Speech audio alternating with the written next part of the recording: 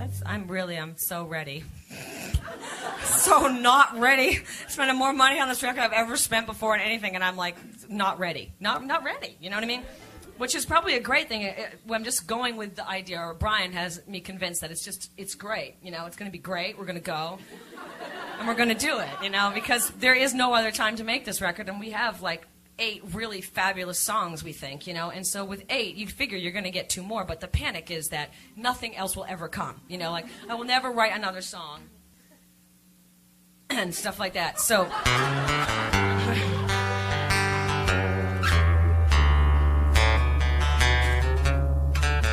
So this is, the title is in this song, it's called Overdrive. We burn this guitar, stop all the songs, and silence my voice from singing, and set my soul's desires on overdrive, so they just disintegrate, yeah, from spinning, 'cause I have made a huge mistake out here on my own. I'm like the soldier in the quicksand, baby, and I'm gasping for air. But if I just stop struggling, maybe you could find me. Yeah, you, my love, my great escape.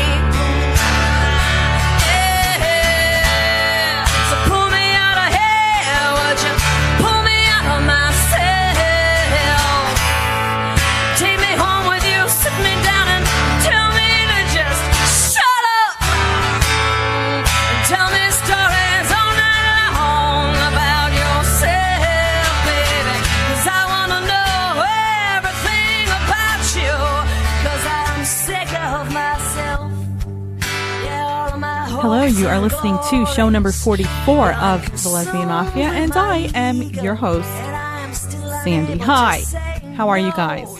This is part 2 of the Melissa Ferrick Interview, so I'm very happy to bring you that. And I was hollering and wooting during the Prop 8 protest in New York City, which was one of hundreds of protests around the country and incidentally around the world. I know they had some protests in Australia and England and Canada, and what an awesome response to what has happened with Proposition 8 and the others in Arizona and Florida. But what makes Prop 8 unique, and I'm not sure that a lot of people understand this, what makes Prop 8 different is that marriage rights were given by the courts, and then they were taken away. And I'm not really sure how it is possible for people to vote to take away rights. I don't understand it. I'm so clueless and confused by how this could happen. I'm just very confused. You know, in the other states, they voted to discriminate so that you couldn't get the rights, but the rights were already given. How can you... I don't get it. Please, somebody help me understand. I don't know, but I will say this, that I knew it was going to be a huge turnout in Manhattan because, you know, anything that happens in the city is always a really big turnout. But I had no idea what I was in for. I don't know. I haven't checked what the numbers were. Some people were saying 10,000. I don't know. When I drove, I got there late, and I was driving down Broadway, and there was... I can't tell you. It was just so amazing to see all of these people. Incredible. And the way that I knew that I was in the right area was because I started seeing lesbian couples, and I was like, oh, look, lesbians.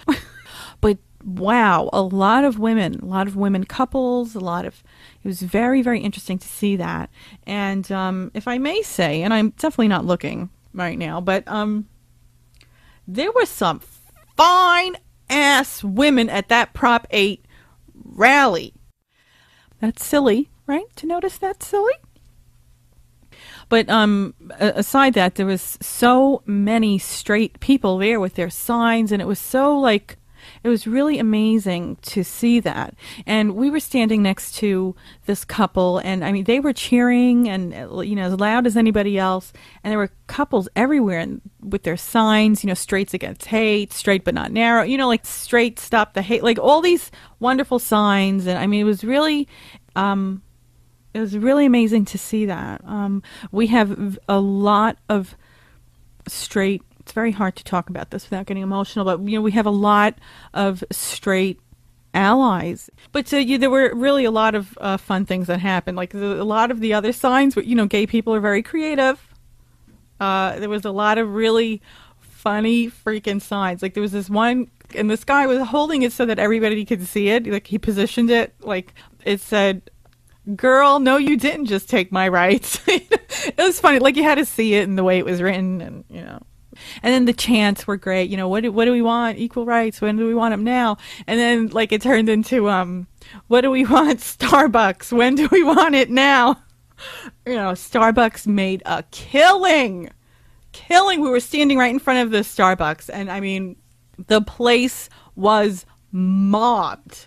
And then they started, chanting like they were calling it Preparation H, which is really funny. They meant well. But I will say this, and we have great respect for police officers, but I will say that I wasn't very excited by the icky faces on the police officers. I don't know. They just looked icky to me. They looked, I didn't like their faces. Then I opened my car door because my window's jacked up. I wanted to hear, like when I was driving down, I wanted to hear, so I opened up my car door.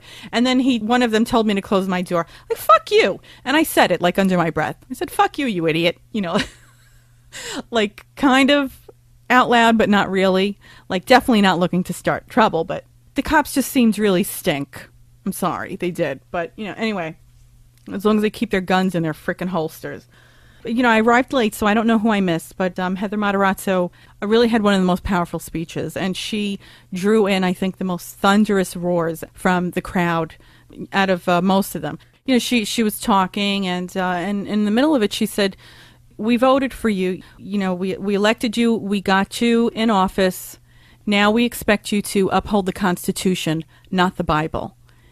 And I'm paraphrasing, but that really got a tremendous response from the crowd. Tremendous. Like it was like a roar. I have a little snippet of video, but I don't know how to transfer it from my phone to the computer. But what a crowd, really. I mean, what an amazing gathering of people. I know that they've been gathering all week. They gathered at the Church of Jesus Christ, Jesus Christ, Latter-day Saints, or whatever. I know that they gathered on Wednesday. I think momentum is really high right now. We have a lot of energy.